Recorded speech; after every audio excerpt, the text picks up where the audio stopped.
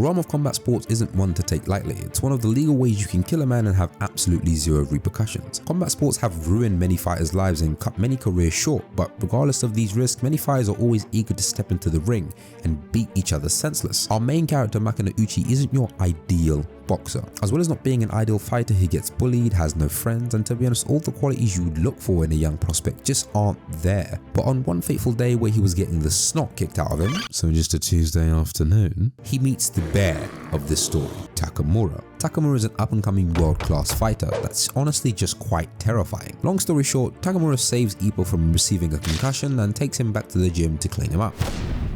And it's here Ippo hears it. And just for shits and giggles, Takamura asks him to hit the heavy bag with his bully's face on it, and the first punch sucks, as it should. But after a few corrections, the next blow that Ippo launched is something that can only be described as lethal.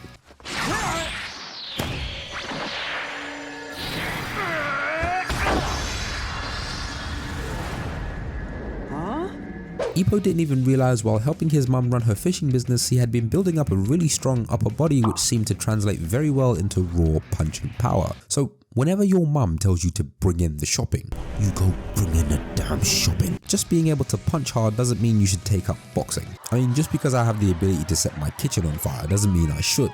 My point is, Ippo loved the thrill of hitting the bag, but that's not what makes him want to dedicate his mind, body and soul to the sport of boxing. The real reason he started boxing was to answer a very simple question.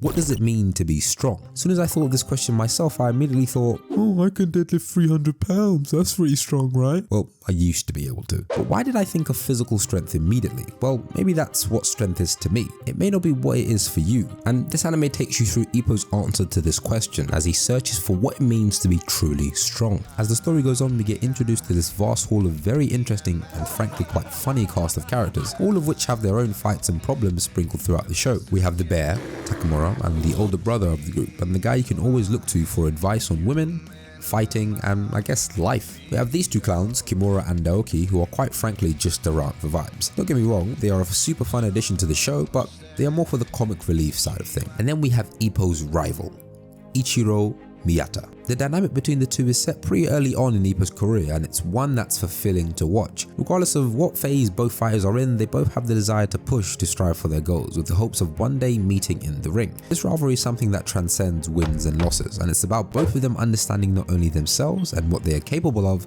but also each other. And I think the show does a great job of organically displaying this.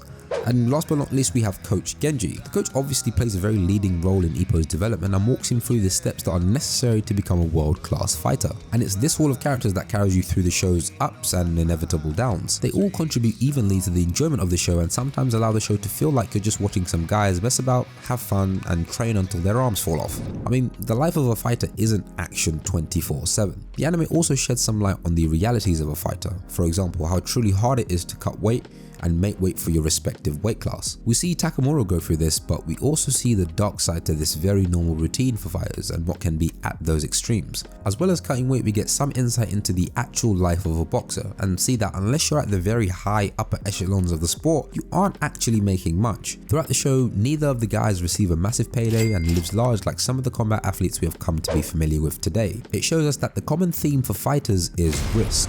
You don't know if you'll make it, nor do you know if you have what it takes. Until fighters really and truly make it to the top, they just have to bet on themselves, and if that gamble doesn't work out, they could end up at a dead end and ruin their lives, and potentially have years of sleepless nights and grueling training be for nothing, which is a sad reality to think about, but it's one nonetheless.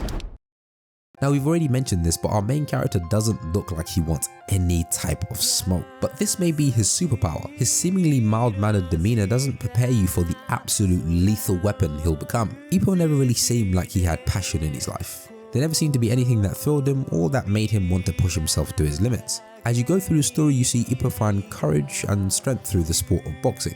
And very incrementally, he does begin to show some confidence and presence. I feel as if the story were to have a nutcase that loved fighting, the underdog story wouldn't be as endearing as it is when watching this anime. Throughout the show, Ippo never changes for the worst and keeps his kind boy charm going. He bows when he wins and thanks the crowd for attending. Every win feels earned, and you get to see a young man's honest and hard work pay off on the main stage. And to be honest, after each bout, you're just glad he gets to go home and celebrate all his triumphs with his friends. because he deserves it. Now on to the main attraction, the beef. The fights are by far the most amazing part of this anime and are an absolute treat to watch. All of Ippo's fights follow the same structure. We have the build-up and then the fight, which is very similar to the various bouts we witnessed today. Tyson Fury, Deontay Wilder, Anthony Joshua and Dillian White, just to name a few of the big ones. It's during these build-up phases that you get to learn more about Ippo's opponent and their motivations and what's actually on the line for them, whether it be pride or just nothing. The fights you're used to witnessing in real life won't have a random structure in the anime and break out into these odd string of random fights on the streets. All disputes, issues and complaints are settled in the ring, as they should be. Now onto the fights themselves. These fights are where the show eats, and when I say eats, I mean absolutely devours. The animation quality for such an old show is astonishing. It's so good to the point whenever someone throws a punch and they hit hard, you feel it. All the punches thrown seem to carry a certain weight that I believe no man should ever have to experience in his lifetime, and it's very safe to say every single punch is thrown with some bad intentions. However, the fights aren't just a physical spectacle, even though they do look amazing. The fights give an insight into some boxing rationale behind the decisions each fighter makes without interrupting the flow of the fight itself. During the fight, quick decisions have to be made, and one slip up and you could be easily waking up on a stretcher wondering what the fuck happened. Now, Ippo's speciality specifically is that he's a hard puncher, and just so you understand how hard, watch this.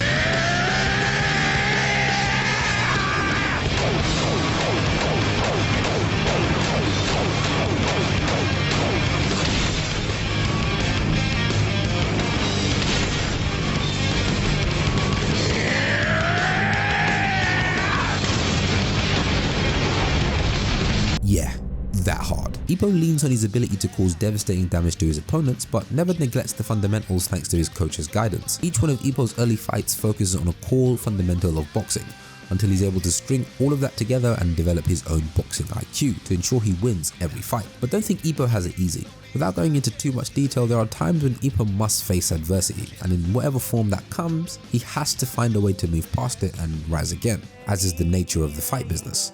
I believe Hajime no Ippo is a story about courage and having faith in yourself. If Ippo never bet on himself and made the decision to not further his education but pursue fighting instead, he would never truly know how far he could take boxing, but he took that risk and it paid off. What I'm trying to say is, if you're ever going to take up gambling, only bet you should ever place is on you. And I think going through this story with a main character like Ippo helped me recognize that. I mean, look at me, I'm betting on myself with this channel. Will it work out? Who knows? But I never want to have the lingering thought of what if. And even though this anime is all about fighting, it doesn't teach you how to fight in the physical sense. Even though it does drop some boxing wisdom from time to time, this anime teaches you more than just punching. If you have a question about an unexplored aspect of yourself, choose to find the answer. Don't wait on other people to answer it for you.